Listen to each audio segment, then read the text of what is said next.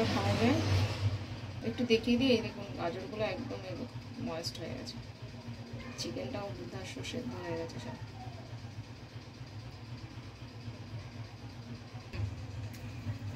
Perfect, আর কিছুই লাগবে না, আমি জাস্ট একটুখানি রায়তা করে নিয়েছি।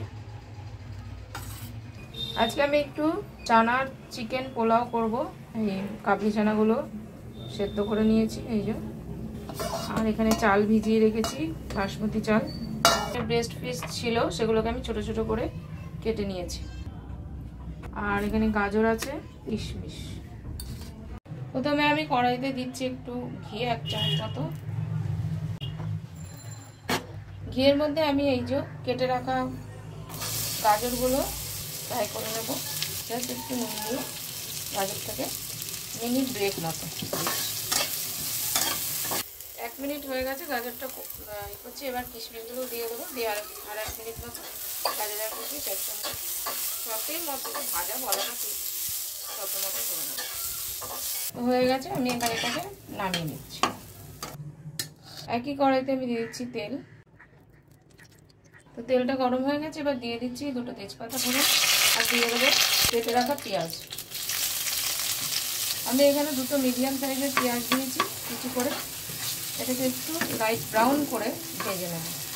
পেঁয়াজটা লাইট ব্রাউন কালারের হয়ে গেছে, এবার আমি এর মধ্যে দিয়ে দেবো, এটা হচ্ছে আদা রসুন আর কাঁচা লঙ্কা বাটা রয়েছে একসঙ্গে, তো বেশি দেবো না, এই 1 চামচ মতনই দিয়ে দেবো। দিয়ে মিনিট খানিক মতো কষে নেবো, যাতে কাঁচা ভাতটা চলে যায়। মশলাটা একটু কষে নিয়েছি 1 মিনিট মতো। এবার দিয়ে দিচ্ছি এই চিকেনগুলো। চিকেনটা দিয়ে মিনিট 3-4 মতো ভালো করে কষে নেব।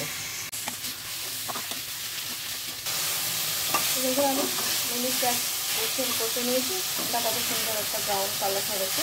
এবার আমি এর মধ্যে হালকা একটু গরম জল, যাতে সমস্ত মশলাটা ভালো করে কষে।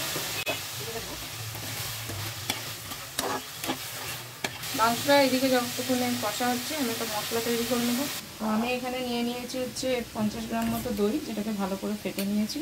আর এর মধ্যে দিয়ে দেবো আমি হলুদ পরিমাণ মতো, হচ্ছে 1 চামচ মতো গোলমরিচ গুঁড়ো, বাড়িতে সব এগুলো তৈরি করা আমার মশলা, জিরে গুঁড়ো 1 চামচ মতো, বাড়িতে তৈরি করাই গরম মশলা গুঁড়ো। নুনটা আমি একটু পরে দেবো, দইয়ের মধ্যে দিয়ে ভালো করে মিশিয়ে নেবো মশলাটা।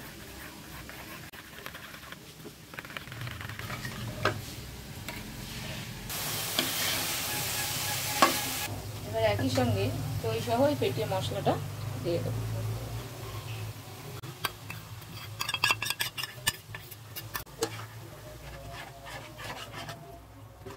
এই মশলাটা দিয়ে আরও 3-4 মিনিট একটু মিডিয়াম হিটে কষতে হবে। আর এই পর্বেই আমি দিয়ে দিচ্ছি হচ্ছে পরিমাণ মতো নুন।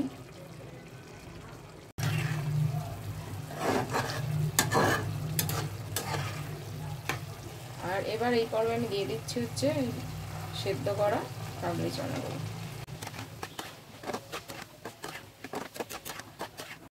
তো কাবলি চানাটা দেওয়ার পরে আমি জালটা একটু মিডিয়ামে করে দিয়েছি, মিডিয়াম টু লো। আমি এই অবস্থায় মিনিট 5 রান্না করে নেব ঢাকনা দিয়ে। আমি মিনিট 5 মতো এগুলো রান্না করে নিয়েছি। চিকেনের ব্রেস্ট পিস খুব তাড়াতাড়ি সেদ্ধ হয়ে গেছে। এবার বাকিটা ভাপে হয়ে যাবে। আচ্ছা, এবার আমি যেটা করব, কাপের 3 কাপ চাল নিয়েছি, এই যেটা ভিজিয়েছি, ঠিক আছে। তো এই কাপেরই উচিত হচ্ছে বলে ডবল জল দেওয়ার কথা, কিন্তু আমি ডবল দেবো না, আমি 6 কাপ জল হয় সেখানে 5 কাপ জল দেবো। অবশ্যই গরম জল, ঠান্ডা জল নয় কিন্তু। আমি 5 কাপ জল, এবার পুরো জলটা আমি এর মধ্যে দিয়ে দেবো। অপেক্ষা করবো একটু ফুটে ওঠার জন্য। তো এবার এর মধ্যে আমি চালগুলো দিয়ে দেবো। ফুটে উঠেছে,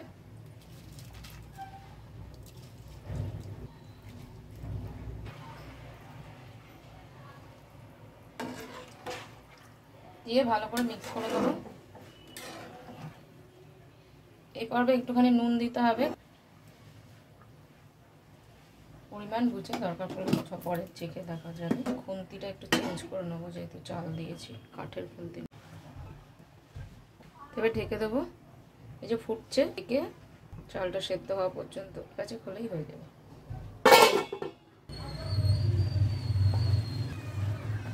এই দেখুন 5 মিনিট মতো হয়নি এখনো, মিনিট 3 হয়েছে। এই জন্য দেখুন জলটা অনেকটাই শুকিয়ে আসছে। আর 2 মিনিট মতো হোক।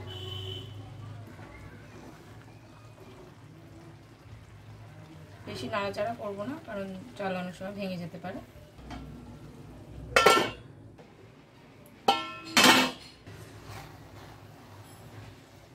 তো 8-9 মিনিট পরে দেখুন একদমই ইয়ে হয়ে গেছে, আর সামান্য জল আছে। এবার ওটা আমি ভাপে বসিয়ে দেবো। তার আগে আমাকে যেটা করতে হবে সেটা হচ্ছে আমি একটু হালকা 2 চামচ মতো মেপে এর মধ্যে ছড়িয়ে দেবো একটু আমুল দুধ, যেটাই পোলাওর টেক্সচার বা টেস্ট দুটোই কিন্তু খুব সুন্দর করে দেবে। দিয়ে হালকা হাতে একটু জাস্ট মিশিয়ে দেবো। খুব সুন্দর একটা গন্ধ আসছে। আমুল দুধটা মিক্স করে এবার আমি এটাকে ভালো করে ছড়িয়ে দিচ্ছি। দিয়ে দেবো ওপর থেকে হচ্ছে ঘি, আর দিয়ে দেবো হচ্ছে এই যে ঘিয়ে সাথে করা এই যে